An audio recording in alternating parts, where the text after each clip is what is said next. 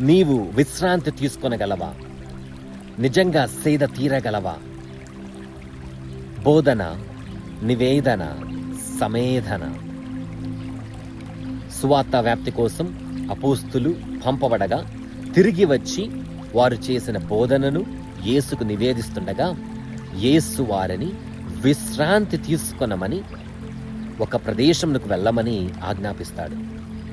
సువార్త పరిచర్యలో మనం కూడా అప్పుడప్పుడు అలుపెరగకుండా పనిచేస్తూ సరైన విశ్రాంతి తీసుకొనకుండా మన దేహాలను భారవంతంగా చేసుకుంటూ ఉంటుంటాం. మరి మనం నిజమైన విశ్రాంతిని క్రీస్తులో మాత్రమే పొందగలమని గ్రహిస్తూ మనకు కావలసిన దేహాలకు, ఆత్మకు, హృదయంలో కావలసిన విశ్రాంతిని, సేదను తీర్చుకుంటకు సిద్ధంగా ఉన్నామా? ఆలోచిద్దాం. బోధన, నివేదన, సమేధన. ఆమేన్.